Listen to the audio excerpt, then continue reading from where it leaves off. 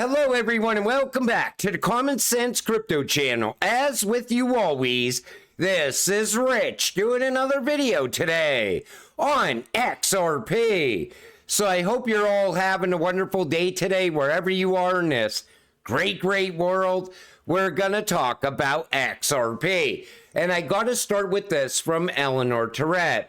Senator Schumer sent a letter to his Senate colleagues where he mentioned priorities for passing bipartisan legislation in the remaining months of Congress.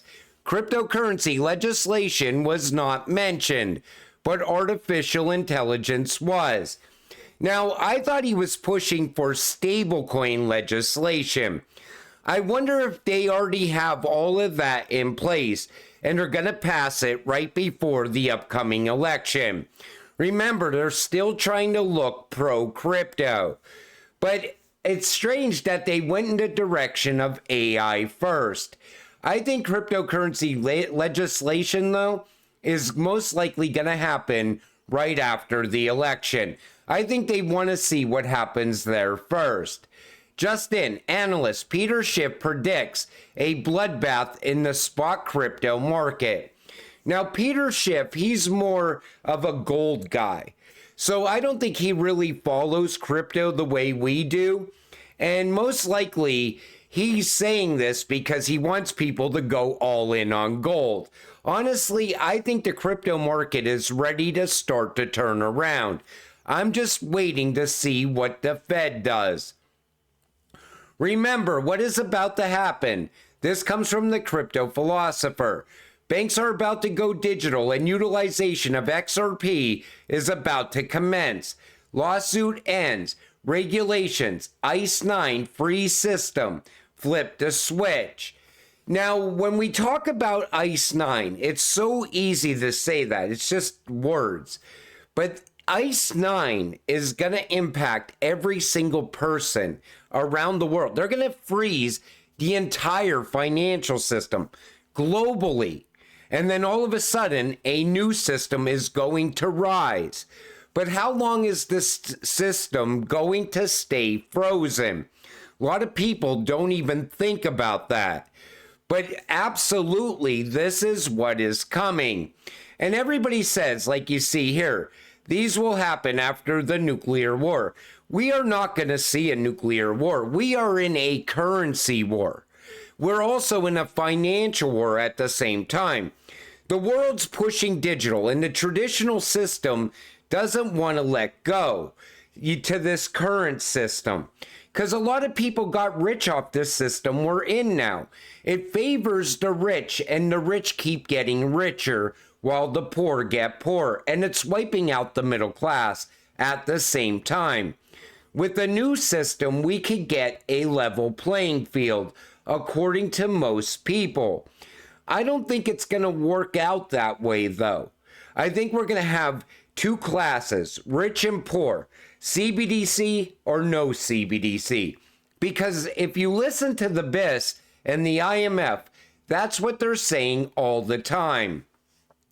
Everything in crypto will change because of three simple things: regulations, utility, and adoption. The changes will be quick when it happens.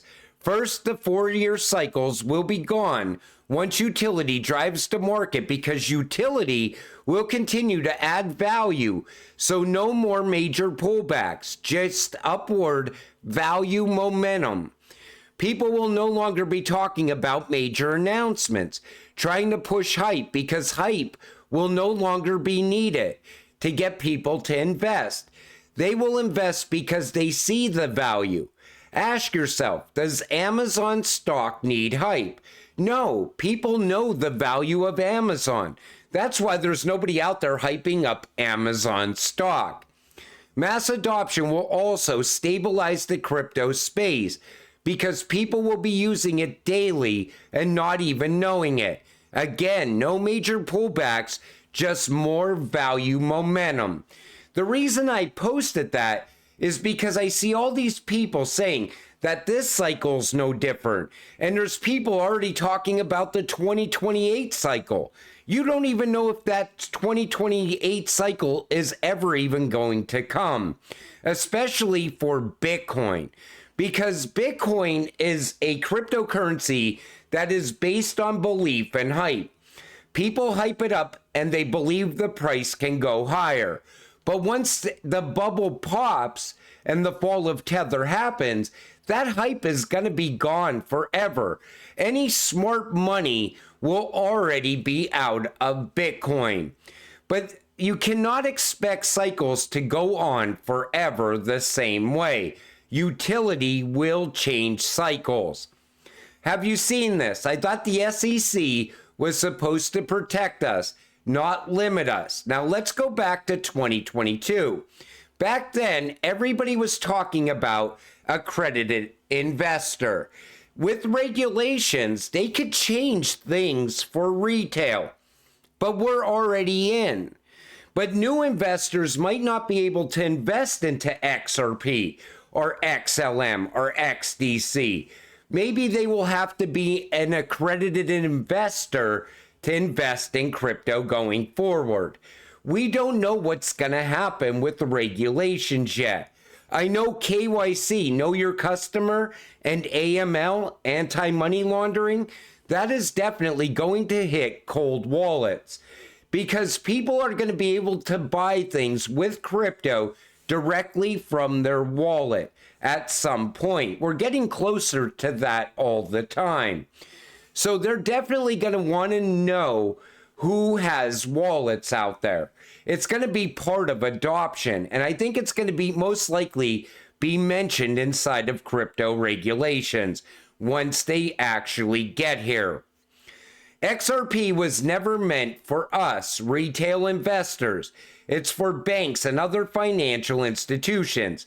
If you already invested, you are exactly there where the smart money is and will be.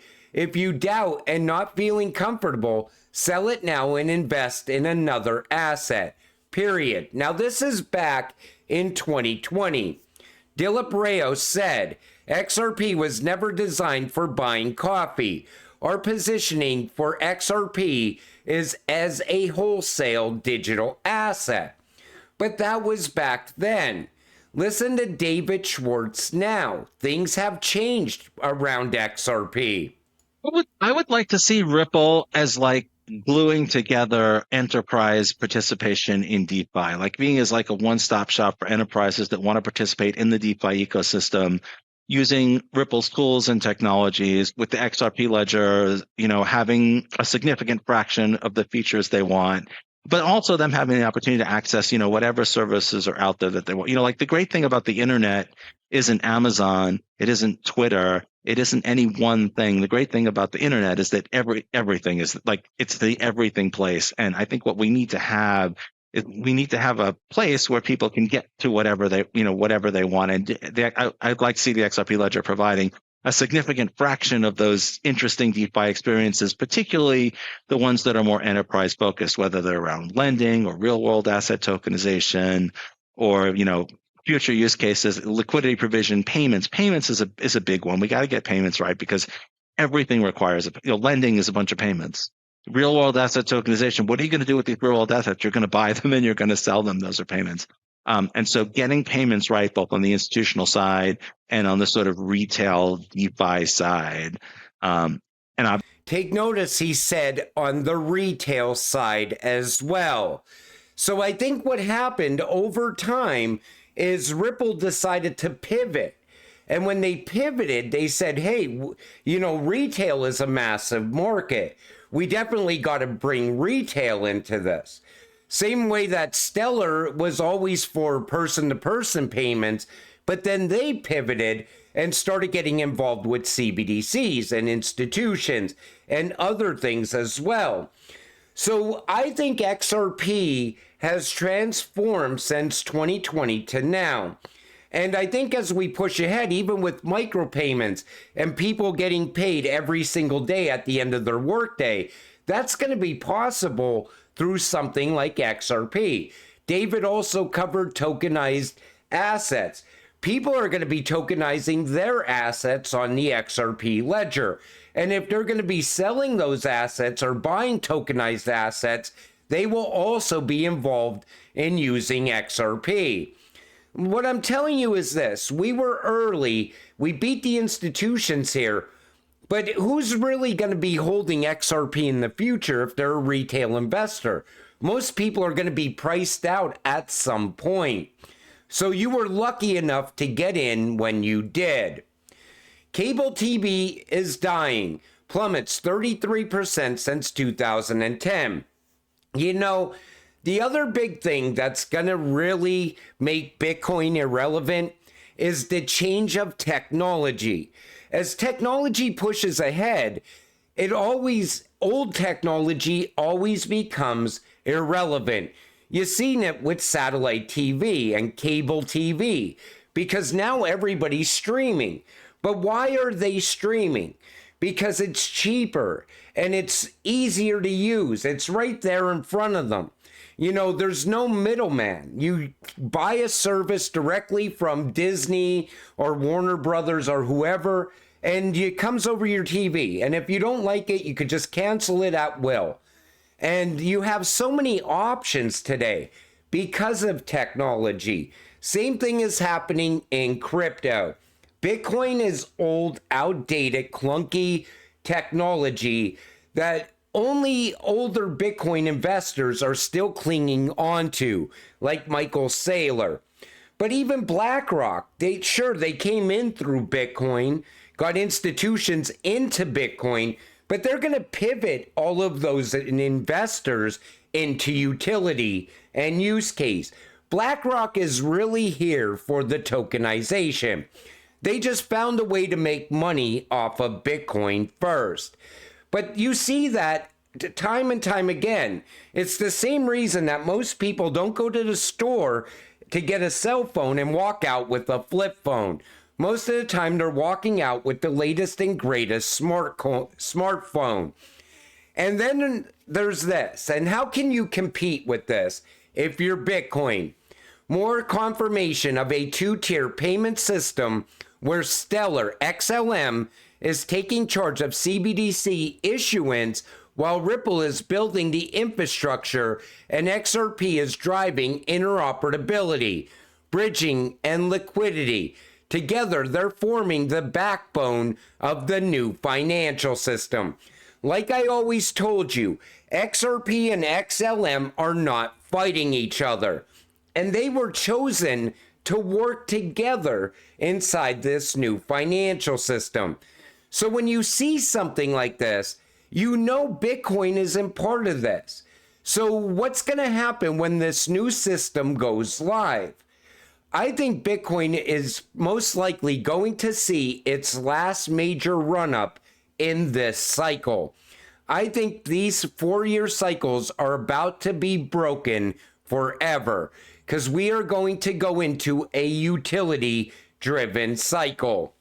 U.S. response to NATO country Turkey's BRICS application. And now look at what they said. So they said, all the U.S. had to say here was this, that countries could choose countries and groups they maintain relations with on their own. Now, as the U.S., you see these countries forming an alliance with the BRICS. You'd think the U.S. would be more outspoken and furious over this. But they're just like, oh, well, if you have relations with that country, go ahead and join that nation or join the BRICS, you know? And it shows you that the U.S. does not care about the U.S. dollar. It's the same reason that we keep racking more and more debt. And that's how I know that crisis is eventually going to show up. It might start in commercial real estate. It might start with the banking system. It might start with the US dollar really plummeting down and losing its reserve currency status. But something is going to break, and you got to be prepared for that to happen. But once that does happen, all of a sudden, we're going to see the rise of that new financial system. But what I wanted to show you in today's video is that we are on the verge of so many things. We're on the verge of regulations. We don't know what those regulations are going to look like. You know, you might have to be an accredited investor going forward. It might target cold storage wallets. There could be a lot of things in there when it happens. But right after that, we're also going to get adoption for crypto. And we're holding a cryptocurrency that can fix the problems at the banks. And then beyond that, you also got to wait for the rise of the new financial system, which I think is very close at this point. What I'm trying to tell you is that all you got to do right now is just stay patient. Do nothing, and you will get rich off of your XRP. Everything is coming together perfectly. You see it happening in real time. But until it does happen, stay patient, stay positive, and let's get rich together. With that said, I'm going to wrap up this video. I want to thank you all for watching. I appreciate all of you. I'll see you in the next one. Have a great night.